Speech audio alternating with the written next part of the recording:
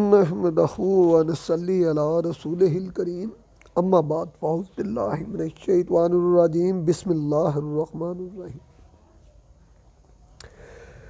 जस्त एक ऐसी धात है, अल्लाह ताला ने इसको, हर चीज़ को ही अल्लाह ताला ने मुख्तलिफ असरार और रमूज़ के साथ नाम दिया हुआ।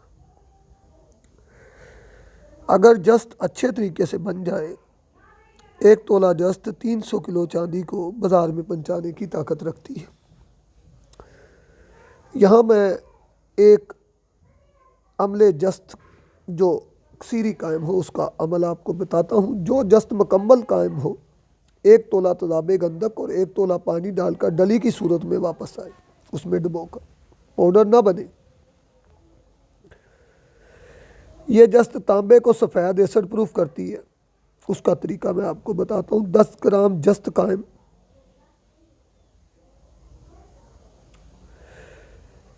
और 500 मिलीग्राम गोल्ड, 2 से 5 तोले तांबे का बुरादा, 2 से 5 ग्राम दार चिकना।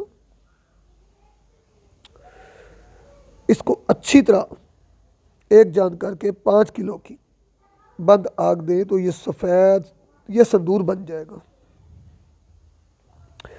मगर इन तमाम चीज़ों को लीमू के मकत्तर पानी का कतरा कतरा रगड़ाई करके एक जान करके उस लीमू से पाउडर बनाकर खुश कर कर फिर इसको आग देनी है।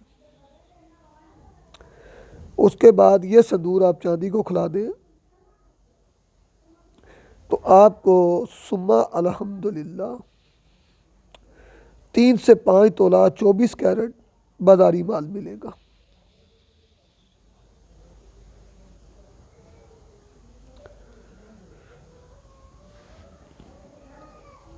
जस्त को ज़्यादा अगर आप मुसफ़ा करते हैं तो उसके अंदर जो गंदक होती है वो जल जाती है।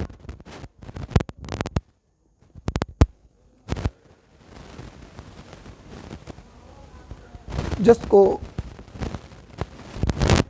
अगर आप खाली कड़वे तेल यानी तारा मीरा के तेल में 5 बजाव दे दें तो वो काफ़ी हद तक चमकदार सफाई और मुसफ़ा हो जाती है। या जस्त 500 ग्राम को 1 पाव निशादर 100 ग्राम कास्टिक सोडा की चुटकी बारी बारी दे देंगे तो ये जस्त भी मुसफ़ा हो जाएगी।